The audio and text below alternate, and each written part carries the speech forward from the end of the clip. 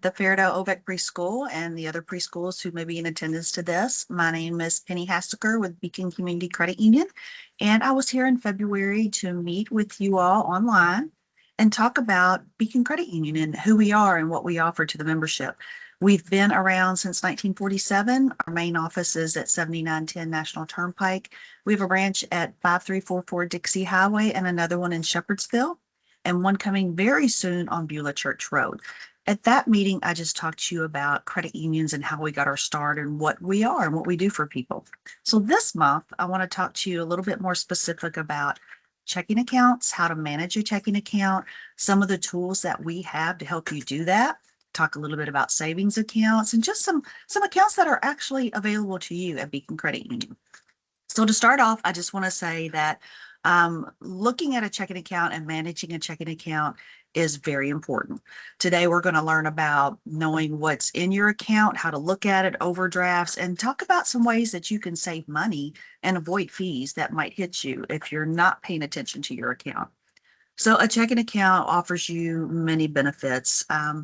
You will be able to use a debit card, go make purchases. You don't have to stop and get cash. You can have your paycheck directly deposited into that checking account. So you've got your money faster. You're not getting paper check, going to a bank. Definitely don't get paid on a pay card. Those charge you fees, and those can be, very costly to you. You worked hard for that money. Why pay a fee to get the money that you've already worked for? So a checking account is basically a daily account. It's kind of a revolving door for your money. It's where you make deposits. You can use a debit card or write a check or do withdrawal. So money's always going in with your deposits or your payroll. Money's always coming out when you pay bills. You swipe a debit card, you do a withdrawal at an ATM, all of those things.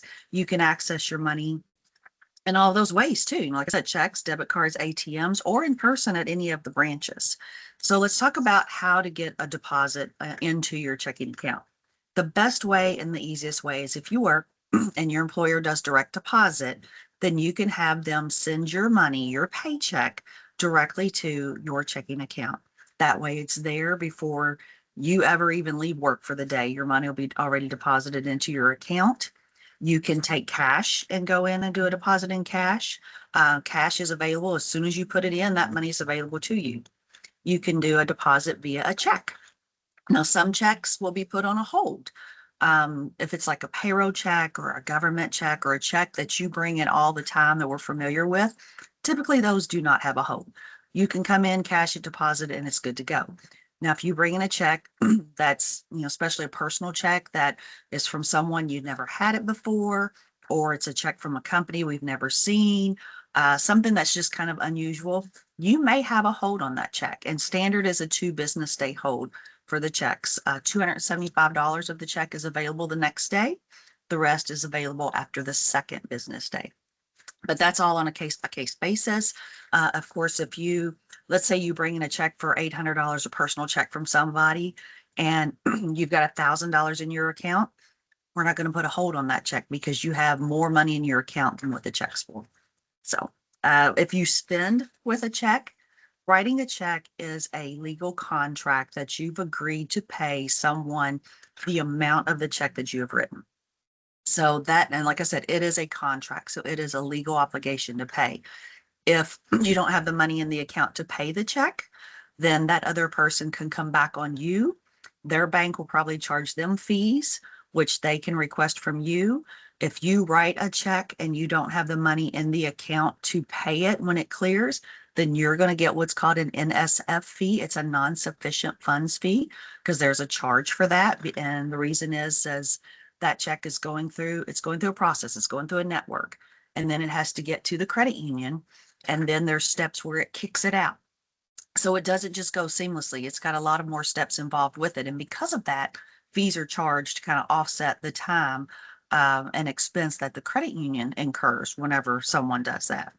So people usually would write a check for paying bills or paying utilities, making a donation. A lot of times the schools want a check. So if your kid's in school and they need money for something, they request you to send in a check. Giving money to a friend or a family member. A lot of the time that's a way that you write a check to somebody. Maybe a birthday check, $25. People use checks for things like that.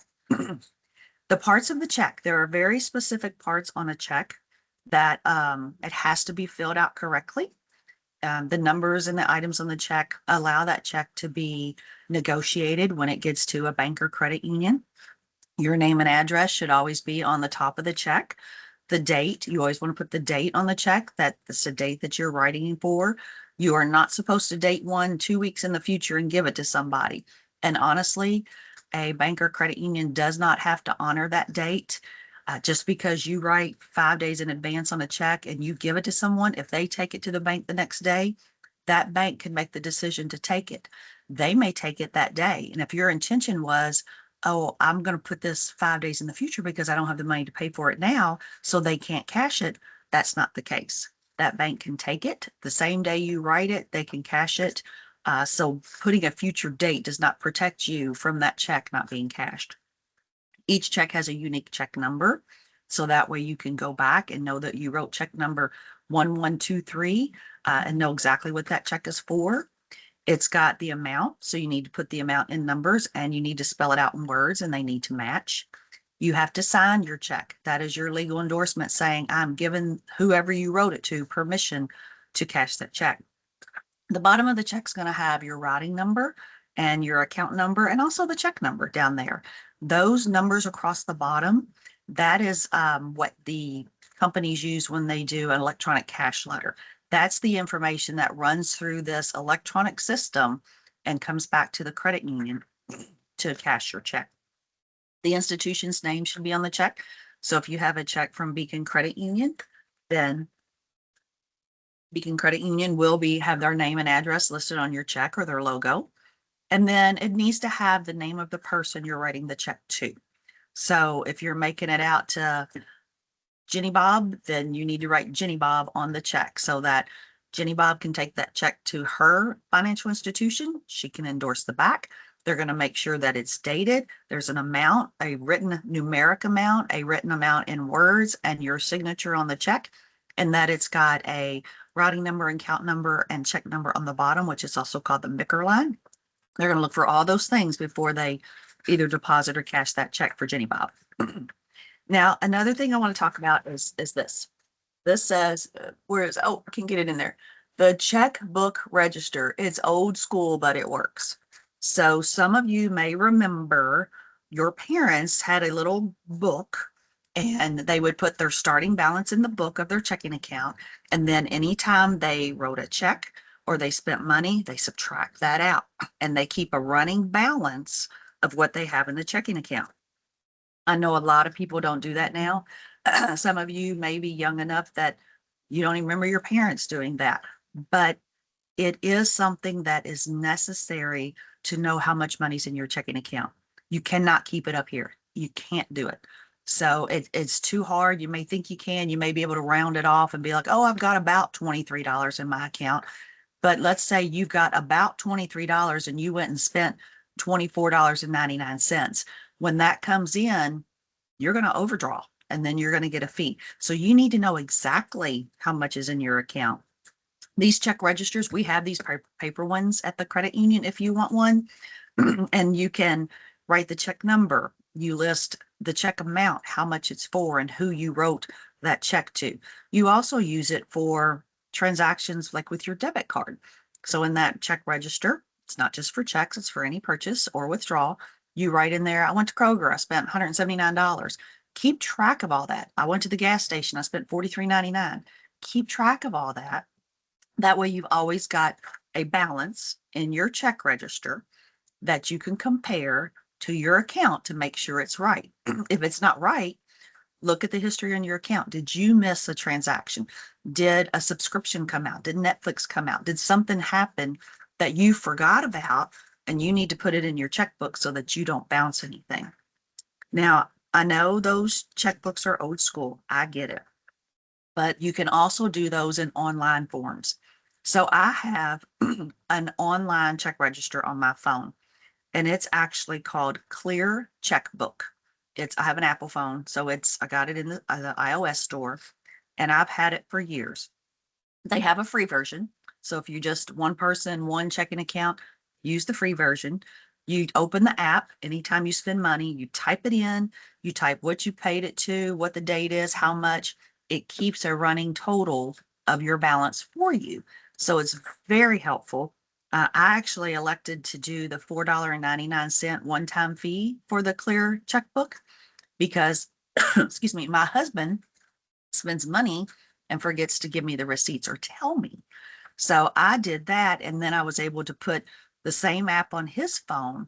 And so now if either of us spend money, get gas, go to the grocery, go to fast food, whatever, we put it in that app so the other one knows how much money we have to spend and there's no surprises. Now, Beacon is not affiliated with Clear Checkbook in any way. It's just my personal opinion. I use it. I love it. It works really, really good. So I just wanted to kind of bring that up in case you are looking for something or need something. Let's talk about spending money with your debit card. So the debit card you can use to make purchases online or in a store in person. When you use your debit card, if you swipe it at let's say you're in line at Walmart and you swipe it, if you choose to use it as a debit, it's going to want you to enter your 4-digit PIN number. That PIN number you need to keep protected. Don't write it on the back of your card. Don't have it in your wallet.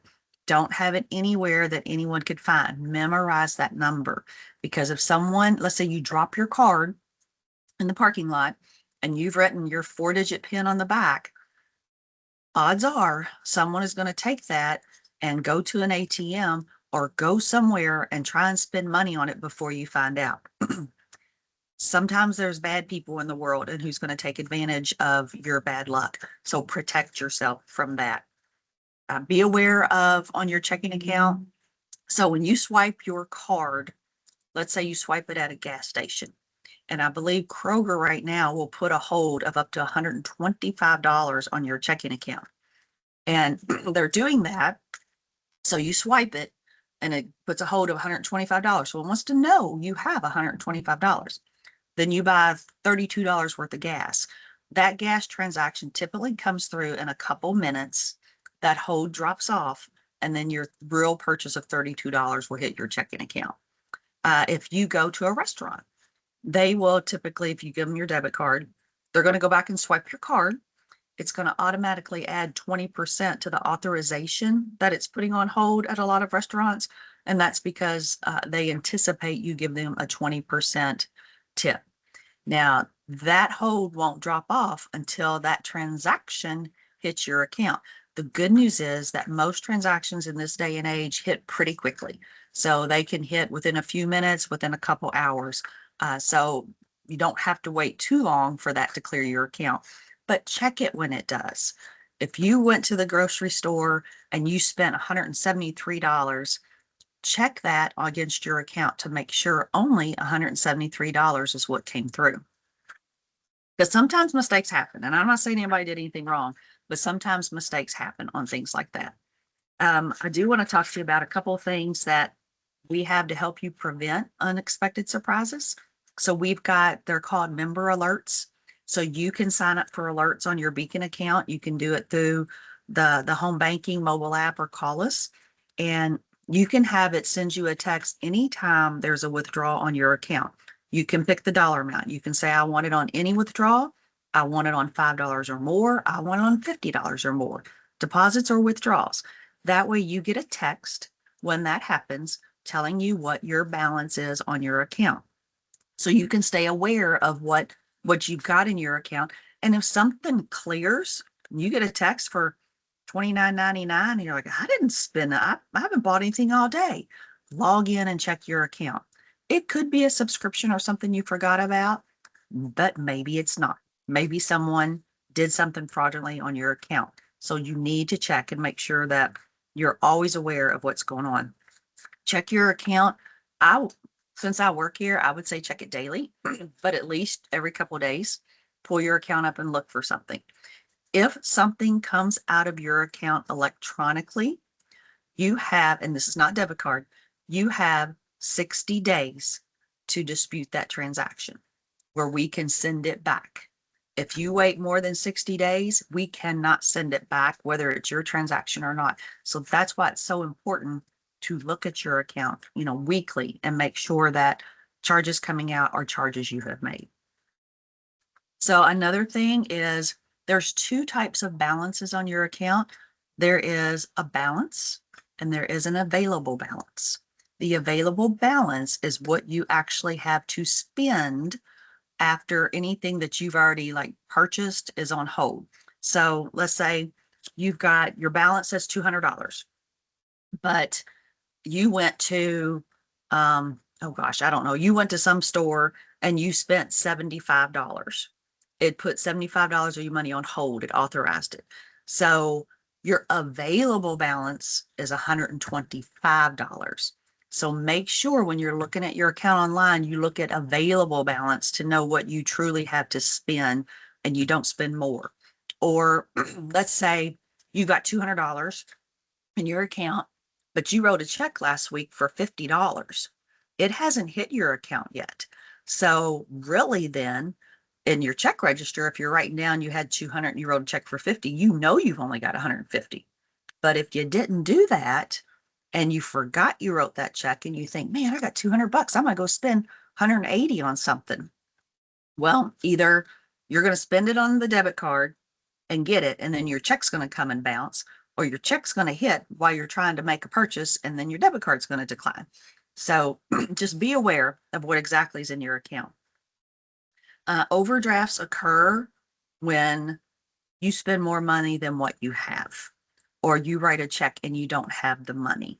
Those are things that can cause a fee on your account. Now, we do have some overdraft protection options for you.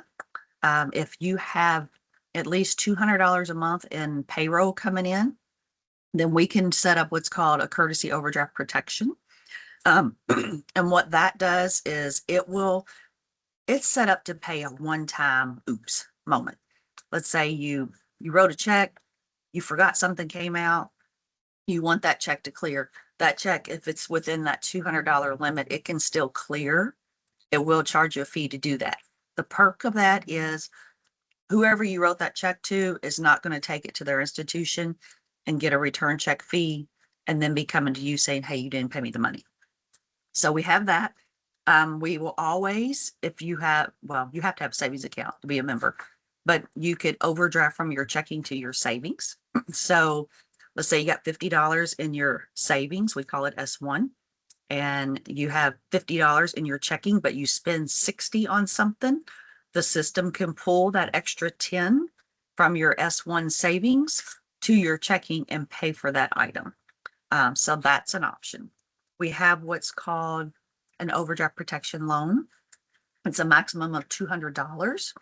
But with that, if you're short on money, it'll hit, let's say you have $200, you have an overdraft loan for $200 limit. You wrote a check for $250. When that check comes through, it'll pull $50 off of that overdraft loan and add it to your checking account to clear the check. There's no fee associated with that, but you have to make a payment and pay it off within, with at least $25 a month is what the payment is. It does have interest at 18%. Still going to be a cheaper route than paying a $36 fee for a one-time mess up. So those are just some things to I wanted to talk about to minimize your fees. Check your account regularly. Make sure you know your balance. Use a check register, either a paper or online check register, either of those, just to be aware of what's happening. You'll get a statement every month on a checking account. It's going to tell you everything that's hit your account. It's going to show you the items that you bought, deposits that you made. Look at that statement. Compare that statement to what you did. Keep the receipts that you get from places until you see they cleared your account, because this is your money. This is something that we can't mess around with, and we want to make sure that we stay on top of how much money we have and what our balances are. We have a couple ways to access your account online. We've got the mobile app, we've got online banking. Both of those you can access it 24/7 whenever to get in there and check on your account, along with those member text alerts that you get. Definitely ways and things to do to protect yourself. Keep your account safe. We talked about don't put your PIN number on the back of the card. Never share your PIN number with anyone. Don't give your card to somebody and say, hey, you can buy this one thing, because If they get it later or they're not honest, they may go buy something else and now you've given them your PIN. The last thing I want to kind of go over is savings accounts. Opening a checking account for your daily transactions.